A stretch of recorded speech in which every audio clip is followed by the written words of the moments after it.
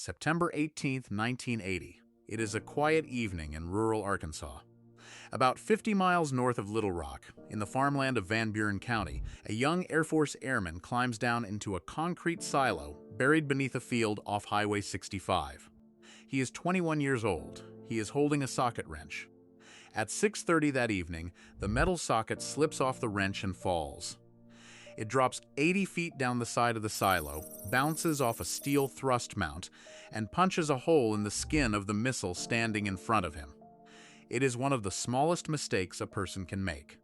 And it is about to put the most powerful weapon the United States ever built one spark away from going off over Arkansas. Standing inside that silo was a Titan II intercontinental ballistic missile. On top of it sat a W-53 thermonuclear warhead rated at 9 megatons. That is roughly 3 times the explosive force of every bomb dropped in the entire Second World War combined, including the 2 atomic bombs dropped on Japan. It was the single most powerful weapon in the American arsenal, and it was now bolted to a missile that had just begun leaking its own fuel into the air. The danger that night was never the Soviet Union. The danger was a missile from the early 1960s, filled with fuel that ignites the instant it touches the air around it, buried under a farm, guarded by men who had been warning for years that something exactly like this could happen. What followed over the next 9 hours is the story of how close one drop tool came to erasing a piece of the American map. This is the missile that almost erased an entire state. To understand what happened at Damascus, you first have to understand what was buried under that Arkansas field. The Titan II was the largest land-based missile the United States ever put in the ground. The Air Force kept 54 of them in silos across the country. 18 of those silos were dug into the farmland of Arkansas, spread across 5 rural counties, and run by the 308th Strategic Missile Wing out of Little Rock Air Force Base. Each silo was 147 feet deep, lined with reinforced concrete, and staffed around the clock by a 4-man crew. Unlike the solid fuel missiles that came later, the Titan II was liquid-fueled, and it was kept fully fueled inside the silo at all times so it could launch in under a minute. That was the design's great strength, and it was also its fatal flaw. The fuel was a chemical called Aerozine 50. The oxidizer sat in a separate tank directly above it. These 2 liquids are hypergolic, which means they do not need a match or a spark. The moment they touch each other, they explode, and resting on top of both tanks was the 9-megaton warhead. So the most powerful weapon in America was balanced on top of 2 tanks of chemicals that detonate on contact. Everyone who worked in those silos knew it.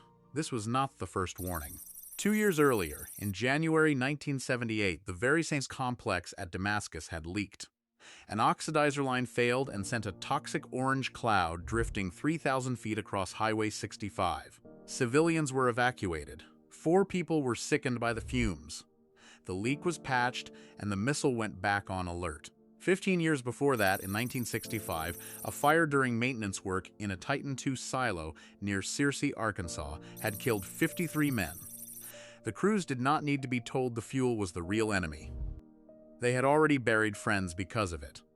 Now go back to the silo on the night of September 18th. The airman who dropped the socket later said he had grabbed the wrong tool, realized it underground, and decided to keep working rather than climb back out. When the socket fell and tore open the skin of the missile, it pierced the first stage fuel tank. Aerozine 50 began venting into the silo as a vapor. A pressure gauge in the control capsule started to fall. To the crew watching the numbers, the meaning was immediate and terrible. The fuel tank was emptying. And a Titan II holds its own shape only because it is pressurized from the inside, like a thin metal balloon. As the fuel bled out, the missile began to lose its rigidity. If the structure collapsed, the fuel tank would fold into the oxidizer tank above it. The 2 liquids would meet, and the whole thing would go. At 8:30 in the evening, the crew evacuated the underground control capsule. Outside, Air Force personnel began waking up families on the surrounding farms and moving them out into the dark. A young woman who lived nearby remembered her grandparents pounding on the door at the crack of dawn, telling everyone to leave. Then came the hours that no manual had been written for. Nobody on site had ever faced this exact situation. Experts were pulled onto phone lines from across the country. Engineers argued over what to do with a leaking, sagging missiles and a live hydrogen bomb sitting on top of it, in the middle of the night, in the middle of a farm. Hours passed, the vapor kept building. A little before 3 in the morning on September 19th, 2 airmen were sent back down toward the silo to take a fresh vapor reading. Their names were David Livingston and Jeff Kennedy. They went down in protective suits into a complex now saturated with explosive fuel vapor. They took their reading. And then, just as they reached the access portal to come back up, the missile exploded. The blast tore the silo apart from the inside. The launch door over the silo weighed 740 tons. The explosion threw it off like a bottle cap. A column of liquid fire rose 200 feet into the night sky over the farmland. The 2 airmen standing at the portal were picked up and thrown through the air. And the warhead, the 9-megaton W-53, the most powerful device in the United States arsenal, was launched straight out of the broken silo and into the darkness. It came down a few hundred feet away, in a ditch beside the road. It did not go off. Every safety system inside that warhead held. It had been thrown out of an exploding missile, blown clear of a 700-ton concrete door, and dropped into a roadside ditch, and it refused to detonate.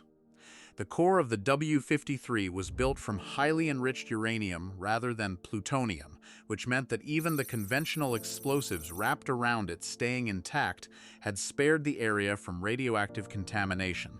No radiation was released. For hours afterward, motorists drove past a live thermonuclear warhead lying in the grass beside an Arkansas highway with no idea it was there. Close, but no mushroom cloud. The cost that night was paid by the men who went back in.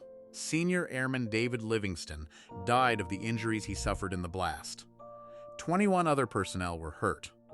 The young airman who had dropped the socket survived and carried that night with him for the rest of his life. They were not soldiers killed by an enemy. They were Americans hurt by their own weapon in their own state during a maintenance check that should have been routine. It is worth sitting with what 9 megatons actually means. A detonation that size would have killed people more than 20 miles from the silo through heat and blast alone, and spread fallout far beyond that. Little Rock sat 50 miles to the south. The towns of central Arkansas sat all around. The weapon that landed in that ditch carried roughly 750 times the power of the bomb that destroyed Hiroshima. It came to rest intact and silent a short walk from a county road. In the years that followed, the Damascus explosion became the most public disaster in the history of the Titan II program, and it helped end that program for good. The aging liquid-fueled missiles were pulled out of their silos across the country, and by 1987 the last of them was gone, replaced by missiles that did not need to sit fueled and waiting in the ground. Here is the part that should stay with you. The warhead did its job that night. It was the one piece of the whole system that worked exactly as it was supposed to. Everything around it failed. The fuel leaked, the structure sagged, the night dragged on with no clear plan. And in the end, the survival of a piece of Arkansas came down to the engineering inside the one component nobody could afford to have fail. That was not bad luck. It was a design that left a state's safety balanced on a single safety system and a few feet of steel year after year in 18 silos buried under the same farmland, while the people who lived above them had no say in any of it. Today, Launch Complex 374-7 is a quiet scar in a field in Van Buren County. The silo is sealed. The missile is gone. The site sits on the National Register of Historic Places, marked by almost nothing. You could drive past it on Highway 65 and never know that on one September night, the most powerful weapon America ever built was thrown into the air above it and came down whole. The frightening part of Damascus was never that one bad night. It was the question of how many other nights and how many other silos the same thing almost happened, and the warhead held, and no one ever found out how close it came. If you made it this far, thank you for being here. These stories take a long time to research and put together, and every like, comment, and subscription genuinely helps keep the channel going. If you want more stories like this one, consider subscribing. Stay safe, and I'll see you in the next one.